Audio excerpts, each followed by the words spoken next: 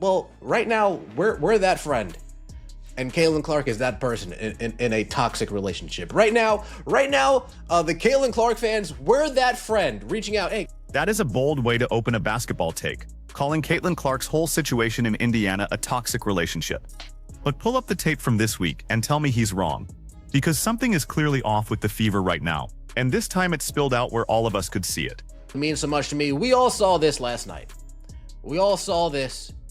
Caitlin Clark, after getting fouled on one end, losing it on the refs, and I actually didn't even know this, that Stephanie White over there,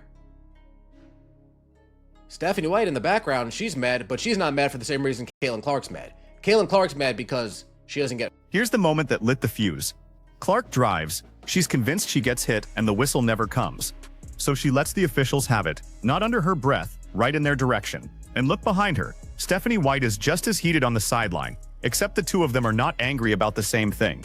Clark is livid about a no call. White is livid about a game that's slipping away on a road trip that already cost this team back-to-back losses, 90-88 at Golden State, then a blowout in Portland, 100-84. Same bench, two completely different fires. And remember the setup. The Fever walked into that Portland game as a double-digit favorite and got run off the floor, with Clark posting one of the coldest shooting nights of her career. This isn't random frustration. This is a team that expected to contend sitting... She's not getting foul calls. So she lets the ref have it. Got fouled 5-5. She's letting the ref have it. To the ref's credit, the refs didn't call a technical on. And officiating is where Clark's frustration always seems to start. This is a player who has spent 2 years now telling anyone who will listen that she gets hammered and doesn't get the calls, and there's real weight behind at least part of that complaint. She draws a ton of contact and takes a physical beating just about every night. White herself has gone to the podium and torn into the refs over how her guard gets treated, at one point calling the officiating around Clark absolutely egregious and disrespectful. So when Clark stands there barking at a ref after another no call, she's not inventing a grievance out of nowhere. She genuinely believes the whistle treats her like a rookie instead of the biggest draw the sport has. The question is whether all that leftover anger at the refs is now bleeding into how she treats the people on her own bench. This is the first time, I said this last night, this is the first time the refs actually treated Caitlin Clark like a superstar. Her not getting a technical here is the first time the refs actually ever treated her like a superstar. This is a superstar non-call. The not getting a technical is the superstar non-call. Now here's a detail I actually love from this breakdown. He points out that Clark stood there roasting an official and did not pick up a technical foul. And he calls that the first time the refs ever treated her like a superstar. Think about how backwards that is. The star treatment wasn't a call in her favor. The star treatment was them letting her yell without teeing her up. Because make no mistake, Clark and technicals have a long history. She's collected them at a rate that's earned its own headlines, and her run-ins with officials have generated real league scrutiny before. So a ref swallowing the whistle on a technical, in that moment, is basically the officials deciding she's too big to toss. But sit with this, because it's the part that should actually stick with you. The officiating is not the real story tonight. The refs are the appetizer. The real story is what Clark did a few seconds later. On her way to the bench, who she reached for, and who she walked straight past. Hold that image, because we're building to it. Boom, Caitlin Clark smashes the announce table. She's pissed. She's pissed that she continues to get subbed out because she doesn't agree with the minutes restriction, yet she's lied to herself to where she needs to agree with the minutes restriction. And we're now reaching our breaking point.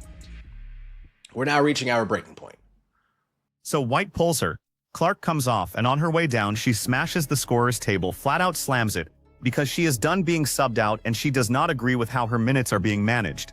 And this is where the coaching debate gets real, because White has a defense and it's not a crazy one.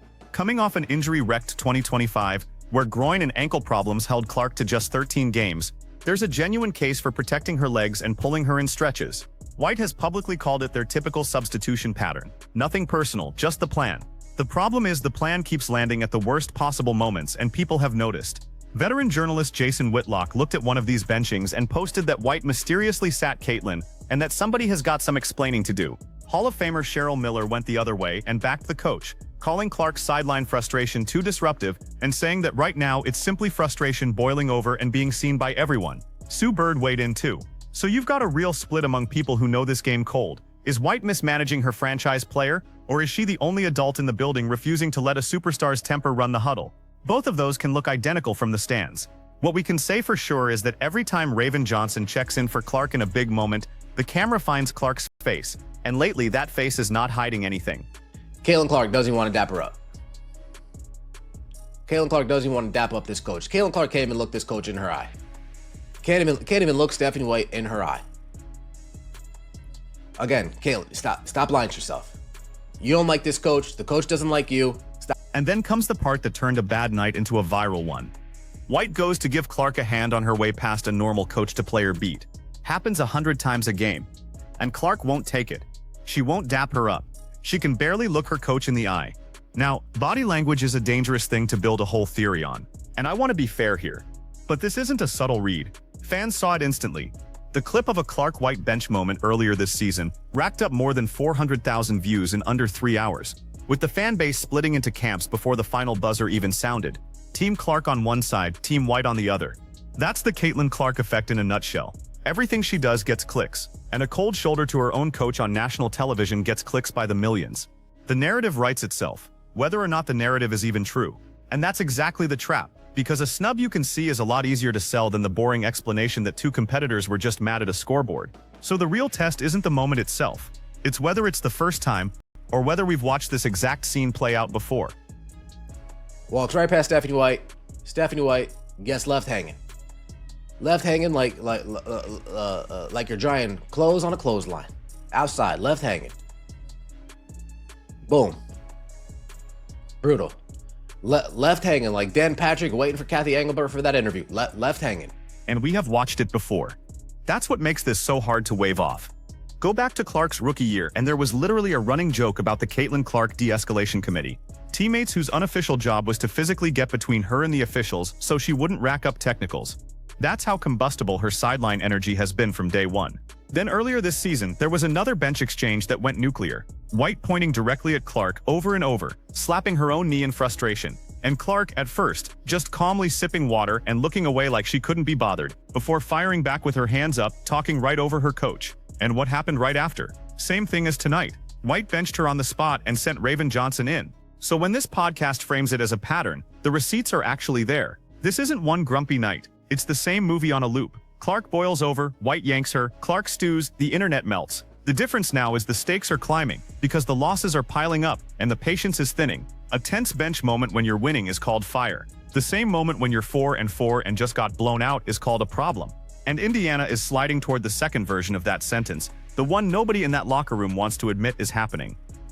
You know, she walks to the bench. Not a happy camper.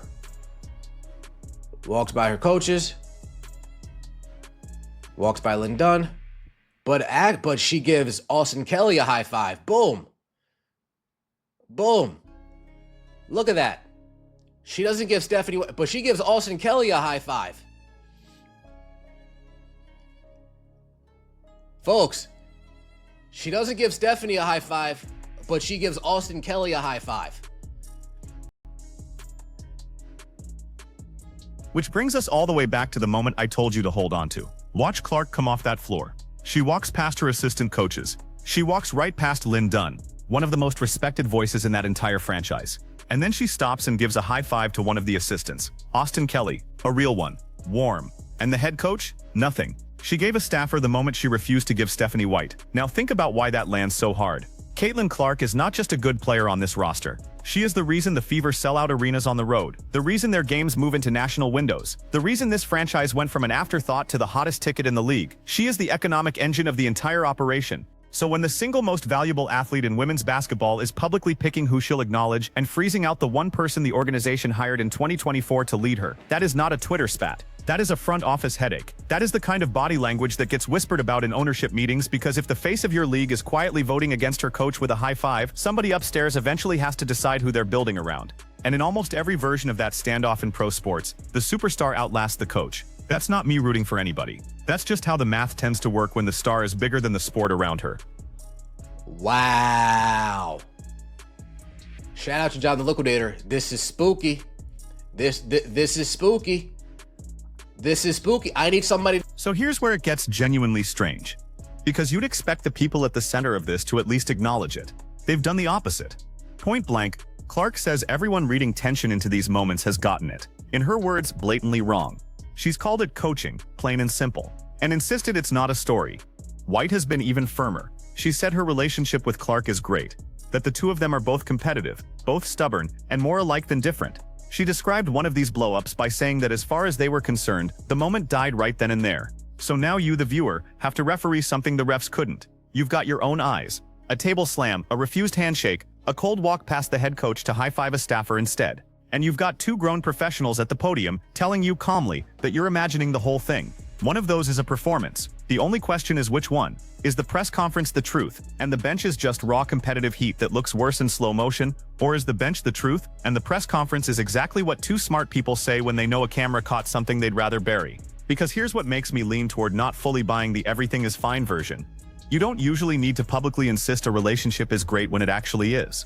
You only reach for that line when the question keeps coming. And with these two, the question keeps coming because the tape keeps giving people a reason to ask. Allegiance to her, right? As we all would. If a manager gives us a big break at work, you're going to feel an allegiance to that manager. You're going to feel maybe like a little bit of a debt owed to that manager for giving you your opportunity to get your foot in the business and to shine and to reach that next level. And reaching that next level, you get more money and it all, you know?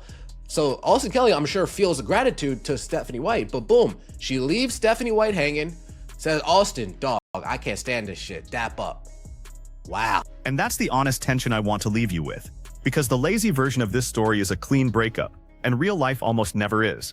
Here's the part that complicates the whole toxic relationship framing. These two are actually close. Clark has talked openly about crying in Stephanie White's arms in Connecticut last year, after she tweaked the groin injury that wrecked her season. That's not what a player does with a coach she can't stand. That's real. So maybe what we're all watching isn't a relationship falling apart. Maybe it's two of the most competitive people in the sport who want the same thing, want it desperately, and keep grinding sparks off each other trying to get there. White herself basically said that's the goal, that when all that stubbornness gets pointed in the same direction, it makes both of them better. That's the optimistic read, and it's a fair one. But optimism doesn't survive a losing streak. Because here's the cold reality of professional sports. Winning erases all of this. If Indiana rips off 6 or 7 in a row, that table slam becomes a fun clip. The refused high five becomes a blooper, and every analyst calls it passion. But if the fever keeps sputtering, if 4-4 turns into a stretch of ugly losses with the most famous athlete in the league, body languaging away from her bench on national TV, then every single one of these moments stops being coaching and starts being evidence. The snub isn't the story, the scoreboard is the story. The snub is just what everyone's going to point to if the scoreboard goes bad. So that's the real question, and I want to hear where you land. When Caitlin Clark walked past Stephanie White and high-fived an assistant instead, was that a superstar quietly telling us she's already checked out on her coach? Or was that just a fierce competitor having a rough night that the internet blew into a soap opera? Tell me exactly which one you see down in the comments, because I don't think this is close for most of you. If you want the breakdown the second something else drops with these two, subscribe so you don't miss it. Drop a like if you made it this far, and I'll see you on the next one.